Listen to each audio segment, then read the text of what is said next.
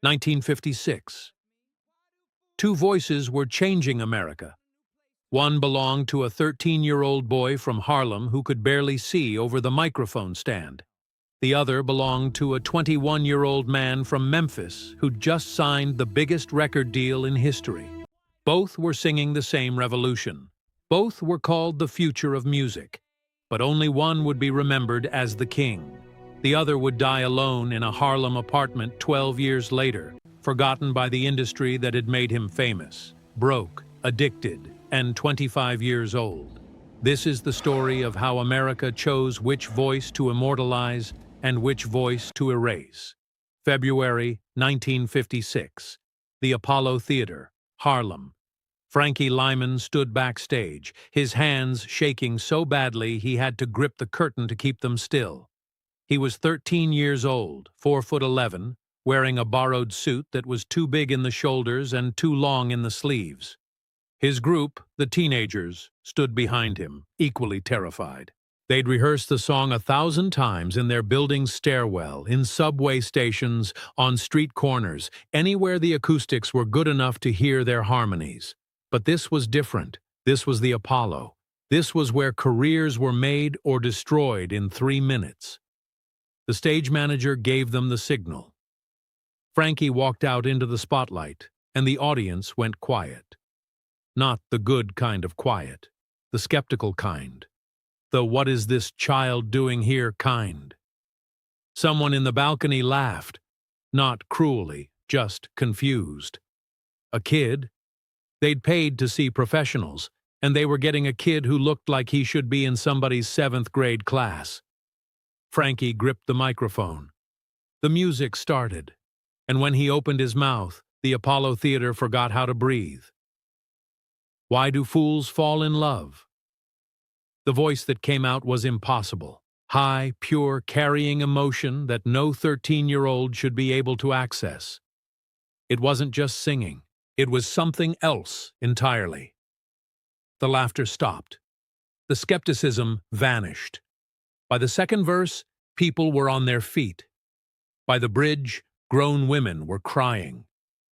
When the song ended, the applause was so loud, Frankie couldn't hear the band. The Apollo, the hardest audience in America, was giving a standing ovation to a child. Backstage, a man in an expensive suit was already making phone calls. His name was Morris Levy, and he owned Roulette Records. More importantly, he had connections to organized crime, a reputation for ruthless business deals, and an eye for talent he could control. He'd just found his next gold mine. A 13-year-old boy with the voice of an angel and no idea what he was worth. But what nobody in that theater knew, what Frankie himself didn't understand yet, was that success had just marked him for destruction. That same month, 700 miles south in Memphis, Tennessee, Elvis Presley walked into Sun's studio for what would become his final recording session there. He was 21 years old, already causing riots at every show he played, already being called obscene by ministers and dangerous by parents. His manager, Colonel Tom Parker, had just negotiated a deal with RCA Victor for $35,000, an astronomical sum for an unknown artist. Elvis was about to record a song called Heartbreak Hotel, and it would make him the biggest star in the world. The difference between Frankie Lymon and Elvis Presley wasn't talent. Both were generational voices. Both were revolutionizing music. Both were taking black rhythm and blues and transforming it into something that would become rock and roll. The difference was everything else. Frankie was black, 13, and about to sign a contract he couldn't legally understand. Elvis was white, 21, and had a manager who, despite being a con artist and a liar, actually protected his investment. Frankie was a child who needed a guardian. Elvis was an adult with representation. That difference would determine who became immortal and who became a cautionary tale. By March 1956, Why Do Fools Fall in Love was climbing the charts. It would eventually reach number 6 on the Billboard Hot 100, sell over 2 million copies, and become one of the most recognizable songs of the decade. Frankie Lymon was suddenly famous. Newspapers called him a phenomenon. Radio DJs called him the future. Teenage girls screamed his name. He was 13 years old, and he was a star. But while Heartbreak Hotel was making Elvis Presley a millionaire, Why Do Fools Fall in Love was making Morris Levy rich and Frankie Lymon nothing. The contract Frankie had signed, the contract his mother had signed because he was too young to sign legally, gave him almost no royalties. Oh, no publishing rights, no ownership of the song he'd co-written. He was paid as a performer, a session musician essentially, while the song that bore his voice made other people wealthy. Frankie didn't understand this yet. He was 13. He understood screaming fans and television appearances and the feeling of being wanted. He didn't understand that he was being robbed. Elvis, meanwhile, was learning the business. Colonel Parker was a predator in his own right, a carnival barker who would eventually take 50% of everything Elvis earned, who would make terrible decisions that would trap Elvis in Las Vegas and bad movies for years. But in 1956, Parker did one thing right. He made sure Elvis owned enough of his career to become rich. Not fairly rich, not as rich as he should have been, but rich enough to buy Graceland, to take care of his family, to have security. Frankie would never have security. He would never own anything. Not even his own voice.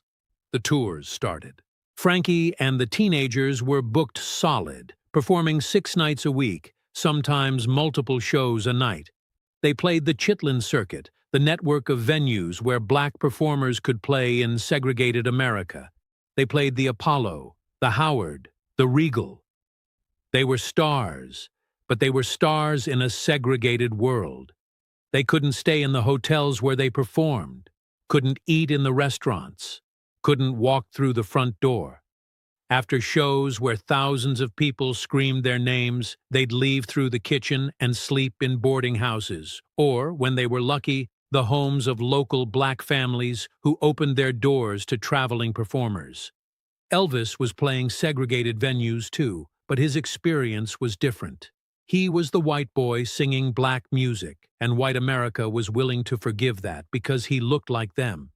He could stay in the hotels, could eat in the restaurants, could walk through the front door. The same music, the same revolution, but one artist was protected by his skin color and the other was punished by it. But here's what made the situation even more complex. This wasn't a story of Elvis stealing from Frankie. Elvis genuinely loved the music. He grew up poor in Memphis, grew up listening to black gospel and blues, grew up in a world where the only music that moved him came from the black church and the black musicians on Beale Street.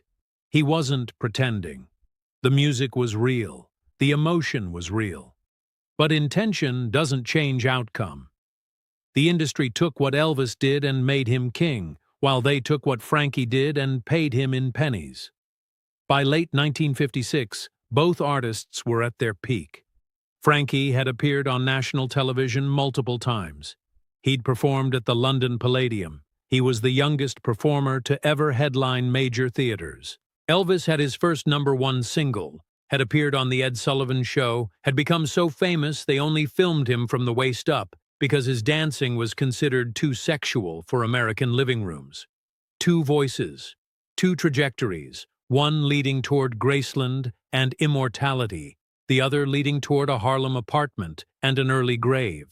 The cracks in Frankie's life started showing in 1957. He was 14 years old and already exhausted. The constant touring, the pressure to perform, the screaming fans, it was intoxicating, but it was also crushing.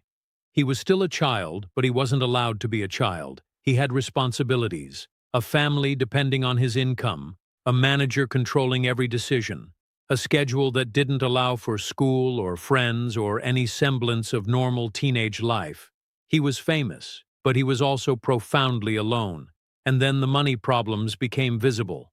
Frankie was playing sold-out shows, but he wasn't seeing the money. Morris Levy controlled everything, and what little Frankie did receive was being spent as fast as it came in, because when you're 14 and you've never had money, you don't know how to keep it. You buy things, You give money to family.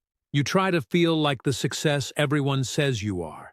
But the real money, the publishing money, the royalties that would have set him up for life, those were going to Morris Levy and the other men who'd structured the contracts to enrich themselves. Elvis, at 22, was learning the same lesson, but with different results. Colonel Parker was taking outrageous percentages, making questionable deals, but Elvis was still rich, still protected, still able to buy his mother a house, to have security, to make choices. Not always good choices, Parker made sure of that, but choices nonetheless. The difference wasn't intelligence or talent. The difference was age, race, and the type of predator who'd gotten their hands on each artist. In 1957, Frankie made a decision that would accelerate his downfall. He left the teenagers to pursue a solo career. It made sense on paper. He was the star. His voice was the draw. Why share the spotlight? But what Frankie didn't understand was that the teenagers were his foundation. They were his brothers, his support system, the people who'd been with him since the beginning. Without them, he was just a voice, and voices could be replaced. Morris Levy encouraged the split.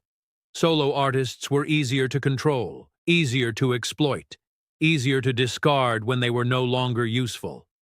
The solo career started strong but faded quickly. Frankie's voice was changing.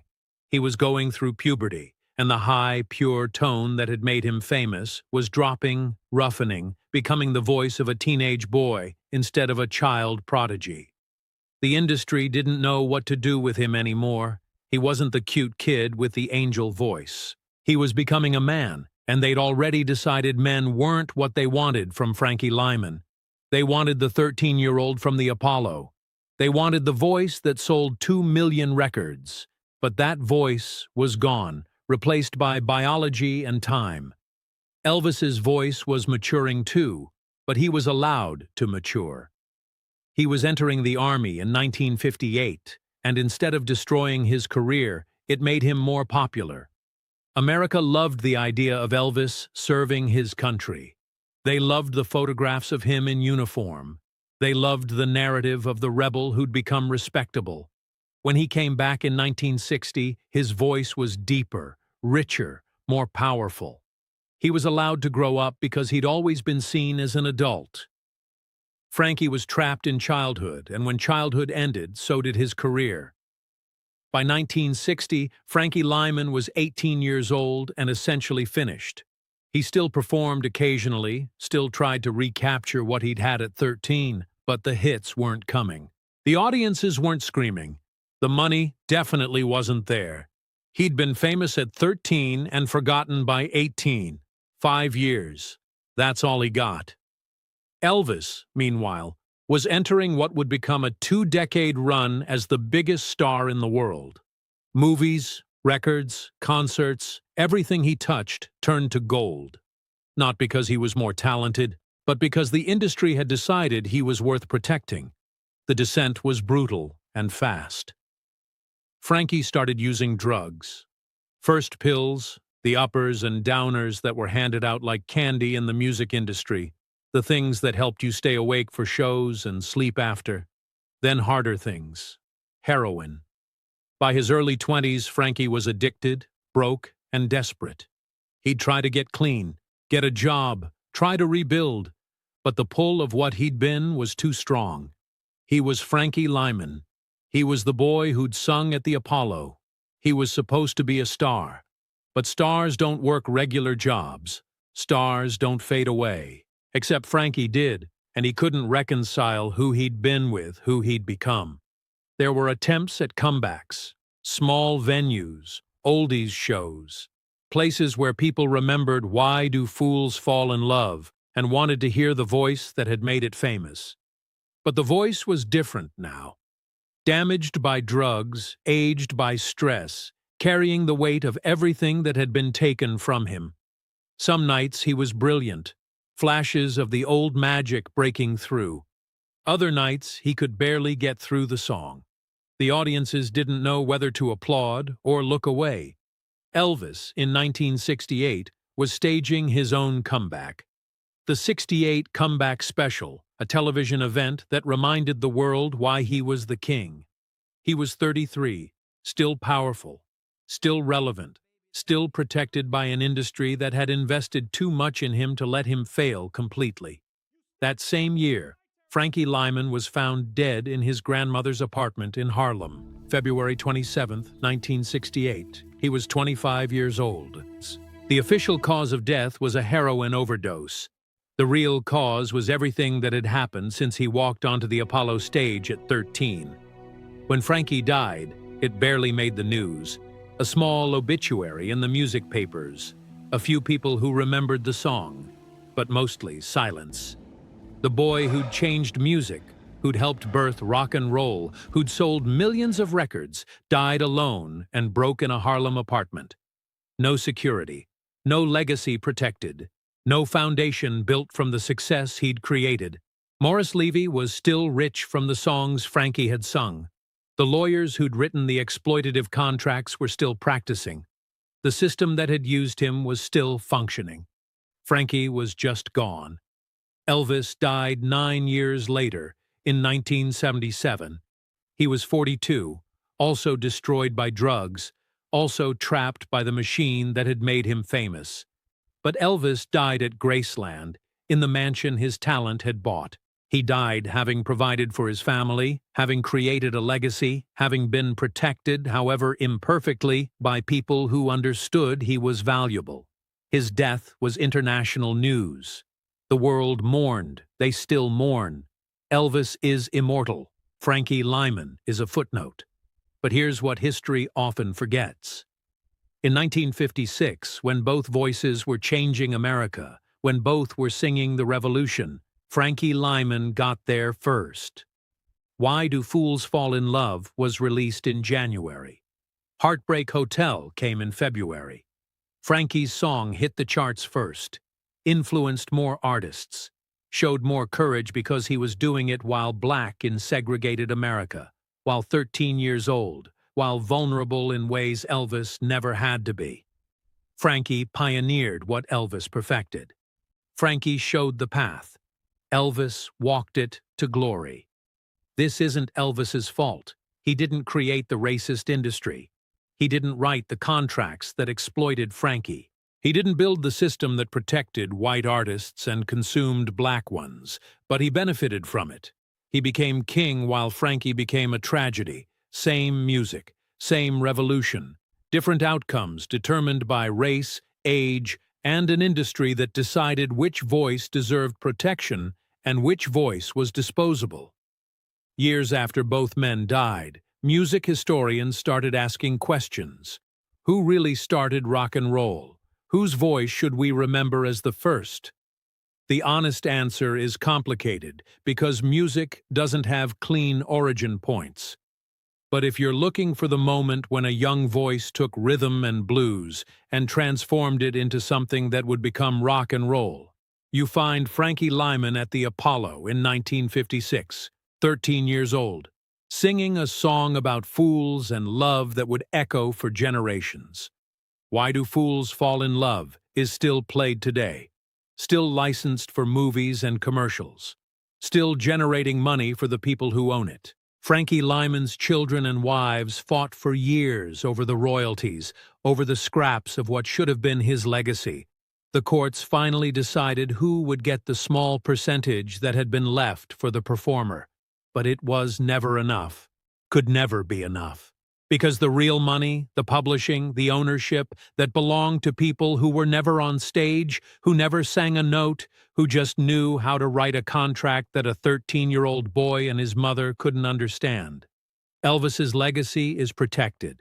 Graceland is a museum. His music is carefully curated. His estate is worth hundreds of millions.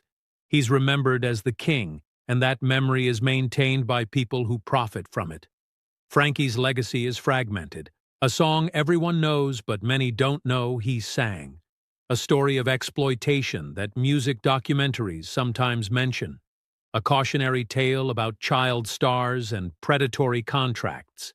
He deserves more than that.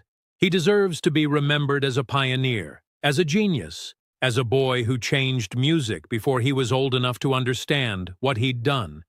The story of Frankie Lymon and Elvis Presley isn't a competition. It's a mirror. It shows us what America valued and what it discarded. It shows us how the same industry could nurture one artist while destroying another.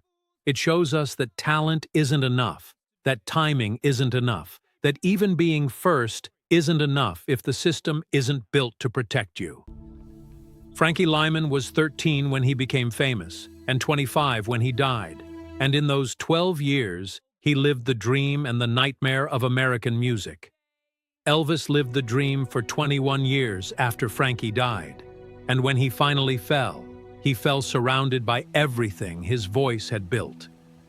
Some voices echo forever, even when the people behind them are forced to disappear.